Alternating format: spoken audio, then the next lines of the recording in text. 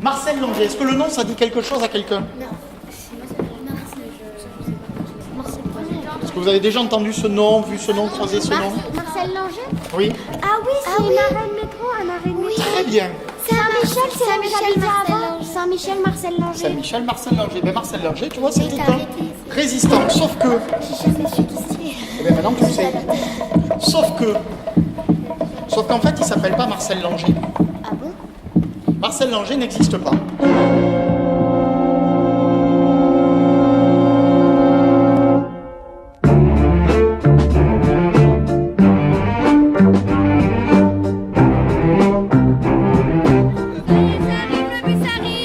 Je suis très contente de venir.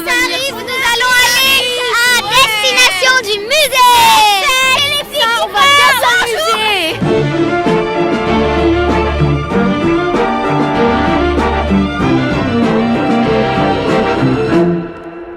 Ça, c'est un conteneur. Et ce sont des caisses qui contiennent du matériel destiné aux résistants. Une grosse boîte métallique. Et c'est les parachutistes qui les envoient. Alors c'est l'aviation alliée qui effectivement va parachuter. C'est-à-dire que ces grandes boîtes sont suspendues à des parachutes. Alors il y a quoi dans ces boîtes? Ça, c'est une TNT. Ça, c'est une TNT. Ça, c'est des bandages. Ça, c'est des bandages. Alors TNT, c'est pas la télévision numérique terrestre, hein. C'est de l'explosif. C'est une bombe. Mais vous risquez rien, il n'y a plus que l'emballage. Ça pouvait contenir combien de... Alors, combien on peut en mettre là-dedans? En fait, il n'y a jamais un conteneur où on met que de la TNT. On va mettre de la TNT. Ça dépend du maquis, des résistants, du nombre de résistants qu'il faut équiper. Ils peuvent n'envoyer qu'un seul conteneur. Généralement, on en envoie toujours plusieurs. Et lever les yeux au plafond et trouver avec quoi ces objets ont été parachutés. Ces objets ont été parachutés par des toits qui sont là-bas. Vous pouvez percevoir derrière vous. Donc là, c'est bleu, blanc, rouge, mais qui... C'est la France, mais ça peut être blanc. Plein d'autres couleurs en fait.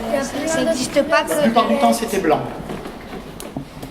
Pas que ça se voit. Les Alliés ont parachuté partout en France en bleu, blanc, rouge, une seule date. Déjà, ça a été la seule fois où ils ont parachuté en plein jour. La plupart du temps, quand est-ce qu'on envoie ces parachutages? La nuit. La nuit, c'est plus discret. Là, comme on était un peu vers la fin de la guerre et que les Allemands étaient plus assez forts, ils ont pris le risque de le faire de jour parce que le symbole était important. Ils ont parachuté en plein jour, en bleu, blanc, rouge. D'après vous, quel jour? 44. Ah, pardon. Quasiment à la fin de la guerre, le 14 juillet 44, un peu partout en France, les populations ont pu voir, même si c'était loin, parce que c'était en plein jour, on le voyait de loin, les populations ont pu voir dans les villages, ont pu voir des corolles bleues, blancs, rouges qui tombaient, et ça, vous imaginez l'énergie que ça leur a donné. C'était vraiment le signal que là, on était vers la fin, que bientôt la libération allait arriver, puisque les Alliés étaient en train d'équiper les maquis avec ces boîtes. Les Allemands aussi, ils le voyaient. Ah mais il ne faut pas que ça tombe entre les mains des Allemands, oui, ça c'est sûr.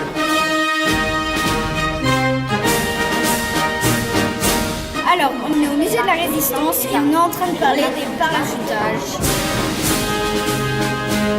La Seconde Guerre mondiale avec les parachutages. C'est des avions qui lavent en fait une caisse, par exemple, on peut dire une caisse, avec un parachute au-dessus. Ça s'appelle du parachute. Du coup, les résistants reçoivent la nourriture, les médicaments et tout ce qu'il leur faut. Mission accomplie, l'avion est déjà reparti mystérieux comme il était venu. Une fois de plus, à travers le ciel, les audacieux pilotes de la Royal Air Force et de l'aviation américaine ont armé la résistance française.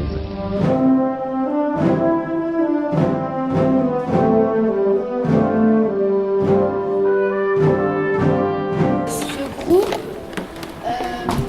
c'était la FTP MOI. 35e brigade, oui, FTP MOI, très bien. Et leur mission, c'était de faire des attentats et du sabotage. Très bien. Des attentats. Des attentats à l'explosif en plein Toulouse. Ça, c'était un camion place du Capitole. Il y a un film qui est passé il n'y a pas longtemps à la télé. C'était quelqu'un qui avait fait un attentat contre Hitler. Oui. Et il avait été arrêté par les nazis, il a été torturé. À la fin, il est allé dans un camp de détention. Concentration. Et il a été fusillé, je crois. Il y avait Marcel Langer, Jen Serjad, Yann Gerhardt, Glenn. Boris Frankel, et après on les a pas tous mis, mais il y avait Zef Gottesman. Le point commun là, de tous ces noms, c'est quoi? Quand on les entend, ils sont étrangers. ce sont des étrangers. Lui, peut-être que vous le connaissez de nom. Peut-être que vous avez déjà entendu ce nom. Marcel Langer, est-ce que le nom, ça dit quelque chose à quelqu'un? Est-ce que vous avez déjà entendu ce nom, vu ce nom, croisé ce nom? Marcel Langer. À Toulouse, il y avait un résistant, ici, chez nous, polonais, Et il est condamné à qui s'appelait Mendel Langer. Mendel. Il a été arrêté, condamné à mort, guillotiné à la prison Saint-Michel, et c'est pour ça que la station de métro de la prison Saint-Michel porte son nom, sauf que c'est pas tout à fait son nom. Saint-Michel Mendel Langer. D'un seul coup, on entend, tiens, ce type, il n'est pas français. Sauf que le nom, c'est devenu Saint-Michel Marcel Langer. Ils veulent pas qu'il y ait des noms étrangers. Et donc ils ont changé le nom en nom qui fait plus nom français. On a francisé les noms. Regardez pourtant comment la dépêche, qui paraît à l'époque, regardez comment la dépêche rend compte de la condamnation. Ils disent que ça ajoute polonais. Pour eux, c'est ça qui est le plus important. Regardez la taille des caractères. Condamné à mort pour détention d'explosifs. Détention d'explosifs, c'est écrit plus petit. En fait, on ne l'a pas condamné à mort parce qu'il y a des explosifs. On l'a condamné à mort Parce qu'il est né. parce que c'est un juif polonais. Et c'est plus grave d'être juif que d'avoir des explosifs. Pour le régime de Vichy à l'époque, on est bien d'accord, hein, je précise. Non mais on est d'accord. Pour le régime de Vichy, sa vraie faute, tu as raison, c'est qu'il soit juif polonais, pas qu'il ait porté des explosifs. Et partisans, ouvriers et paysans, c'est l'alarme. Ce soir, l'ennemi connaîtra le prix du sang et des larmes. Ici, Londres. Les Français parlent aux Français. Veuillez écouter tout d'abord quelques messages personnels. C'est quoi un poste récepteur? Un poste récepteur, c'est comme la radio. Non, C'est la radio. c'est une radio. Donc c'est la radio de l'époque. C'est la radio de l'époque. Pourquoi la radio était-elle utile pour les résistants? Elle était utile pour transmettre des messages codés. Tu aurais un exemple de message codé? Est-ce que vous savez ce que ça veut dire la fée à un large sourire? Non. Pourquoi vous ne savez pas? Parce que c'est Parce que c'est codé. Et est-ce que aujourd'hui on sait ce que ça veut dire ici? Oui, celui-là, je ne pourrais pas te le redire comme ça là de tête, mais oui, mais on a les significations. Par exemple, pour annoncer le débarquement de Normandie, alors on dit partout en France, c'est pas vrai.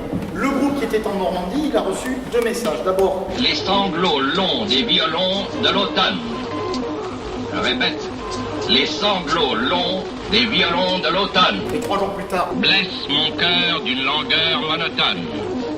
Je répète, blesse mon cœur d'une langueur monotone. ben, ça annonçait au groupe qui était en Normandie, il va y avoir un débarquement. Ils ne savaient pas où. Et puis, il y a un autre message qui est arrivé par exemple à Toulouse, ici, les chefs militaires de la résistance, ici à Toulouse, eux, les 2 messages qu'ils ont eus qui annonçaient le débarquement, le premier c'était « Véronèse était un peintre » et le deuxième « Le père la cerise est verni ». Il va y avoir un débarquement. Donc préparez-vous.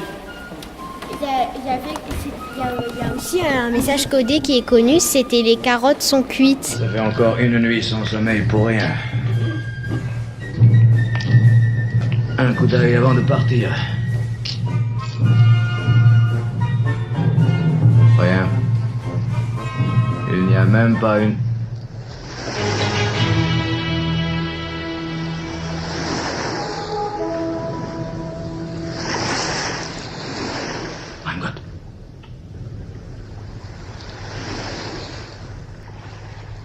Le débarquement. Et j'arrive. Alors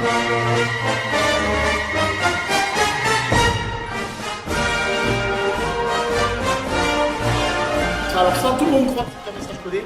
C'est une expression, ça n'a jamais été un message codé. Mais c'est parfois utilisé, mais non.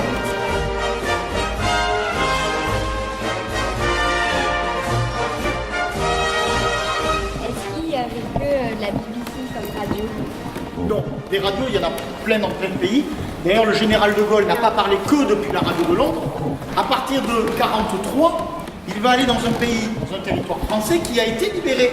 Rappelez-vous ce que je vous ai dit pour les territoires. L'Algérie. Et donc de Gaulle, en fait, la plupart de ses appels, il ne va pas les faire depuis Radio Londres, comme on le dit trop souvent. La plupart des appels de Gaulle, il va les faire depuis Radio Alger.